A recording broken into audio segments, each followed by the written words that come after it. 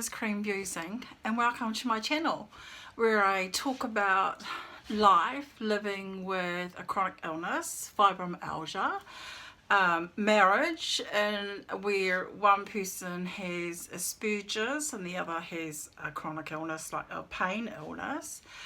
The things that we do to help ourselves.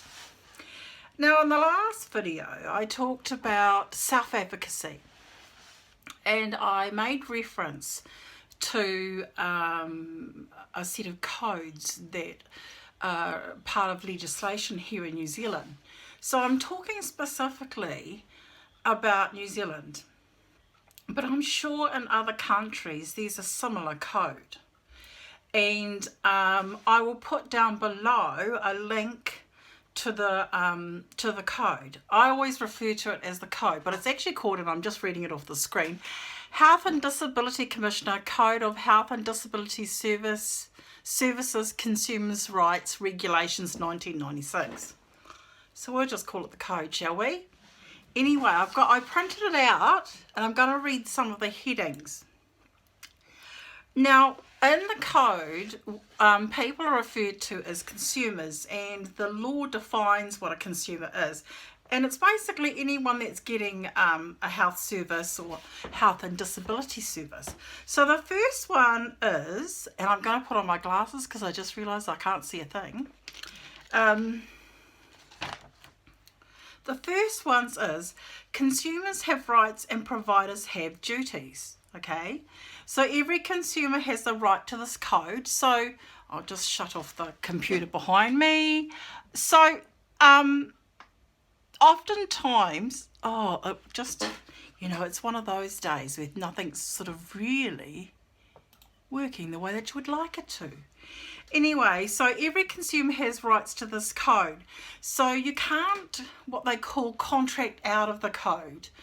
And that's a legal term. In other words, a doctor can't say to you, or a medical professional, not that they would, oh, by the way, the code doesn't apply to you if you're wanting to make a complaint or learn about stuff, about what information's held about you. So you can't contract out of it. So every provider must take action to inform us consumers about our rights and enable us to exercise our rights. And that's where a lot of people who are in chronic pain have a difficulty. It's about exercising those rights. It's about feeling like that you have the choice to express yourself and ask questions, because oftentimes people have experience that they're not taken seriously. So the next thing is rights of consumers and duties of providers. The rights of consumers and the duties of providers under this code are as follows. So this is where we get into the, the technical stuff. Now, I'm not going to read all the details. I'm just going to read the headings. So the first one is the right to be treated with respect. Now, respect is it's subjective, in that what you might think is respectful and what I might think is respectful is different.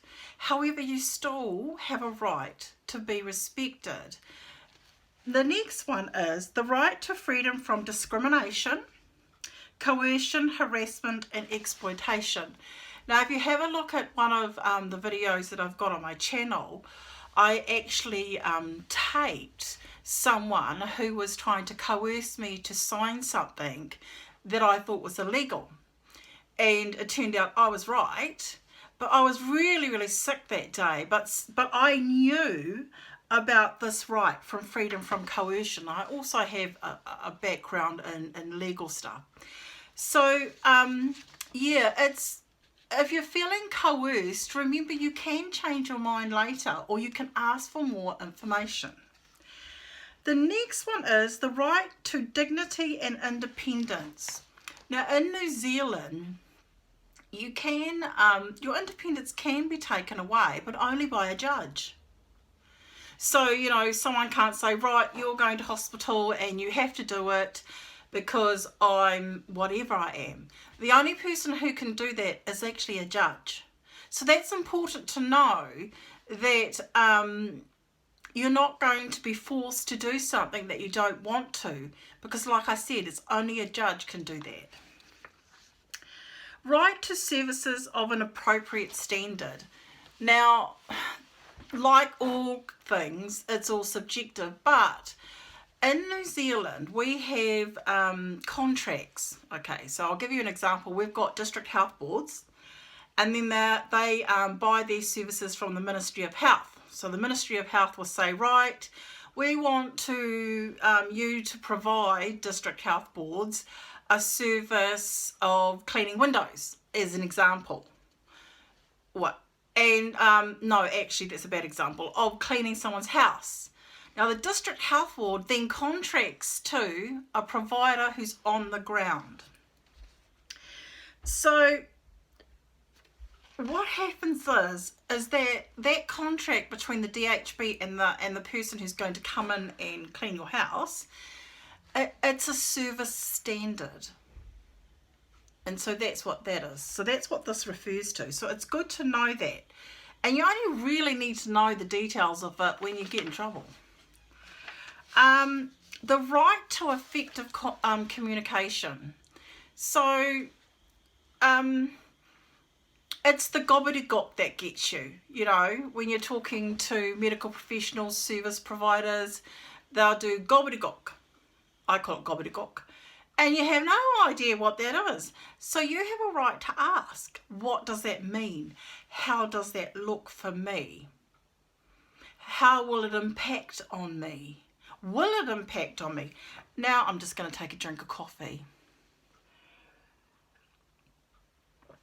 Now sometimes the communication sucks, actually. But you have a right to effective communication so that you understand it. And remember, you can change your mind on any procedure that you might have agreed to. You can later change your mind. You just ring them. You have a right to be fully informed. I think this one is really about the times when people would be experimented on, you know. So anything that you have to go through, say like if you have to go through a liver transplant or something like that, you have a right to be informed about what's entailed in the procedure, where you're going to be, how long it's going to be, those sorts of things. You have a right to be informed. If you're on lying on the bed, you know, and you're being trolleyed to say x-rays and stuff, you have a right to be informed that that's going to happen. So, and that's important. The next one is the right to make an informed choice and give informed consent. So like I said, the lady that and you'll see the video below, she wouldn't give me informed consent. She didn't tell me all the details of why I had to sign something, and I disagreed with it. And I refused to give my consent. And what she did is she withdrew her service. So, of course, that wasn't right. It contravened the code, and I put in a complaint, which has actually been validated. So that's really important. Now this is one that people forget to do, and it's the right to support. In New Zealand, we're allowed to take anyone we like with us to anything, really, unless a judge says otherwise, remember, but a judge won't say that.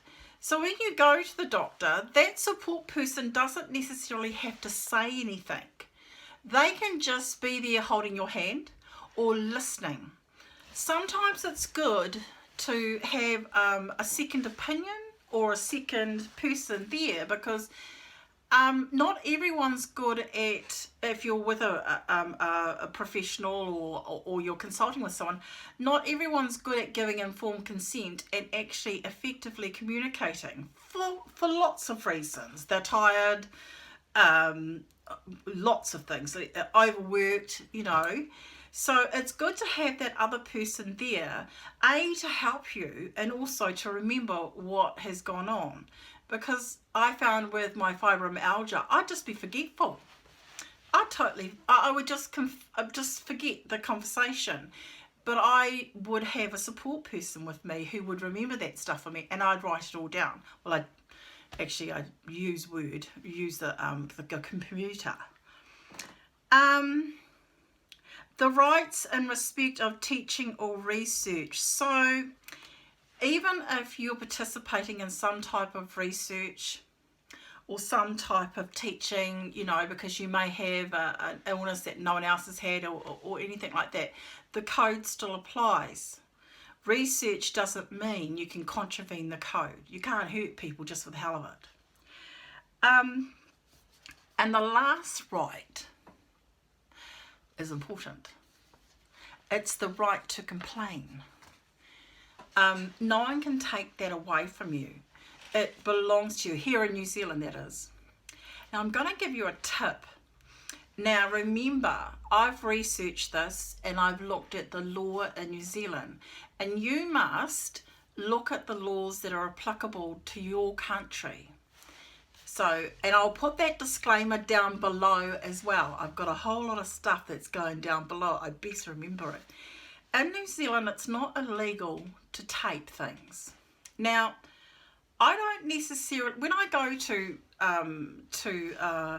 anywhere where I'm having a meeting or a communication with someone, and I need to remember what's going on for my health, I actually record it. But I don't record them like, you know, I stick the video in their place and go, look, I'm recording you, because that's not going to be helpful. I usually turn my phone on and I hit record, and then I turn it face down, because it's not the person that I'm wanting to record, but the conversation. Identifying people sometimes can be termed as harassment, especially if you stick it in their face, but it's not illegal to do here in New Zealand. Now in other countries that's not the case, you have to inform them. But I think with social media, the way that it's gone, some of those rules have gone out the window. But still check the law, always check. We have Citizens Advice Bureau here. You can go to a lawyer, you can ring the health advocacy services, and like I said, the link will be down below. So there's all these services available, and they're free. So everything that I'm talking about is free. You don't need to pay for anything here in New Zealand. So if I can, I'll try and search the net to see any other advocacy services that may be applicable for other countries. But this is what's applicable in New Zealand. So this is sort of part 2 of my self-advocacy series, and the things that I think are important to know. It's been helpful in times when things have gone wrong, and it's also been helpful when things are going right, because I feel confident in knowing that what I'm asking is actually covered by law. So that's my part 2. I hope you have a wonderful day, and a wonderful week, and a wonderful month.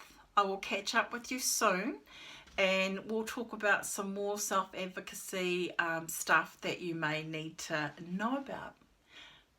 Anyway, check that everything is legal in your country. Ka kite anō, be well. May the ha always guide you, and may you have joy. I want you to have lots and lots of joy, because joy's companion is love. And I wish for you love.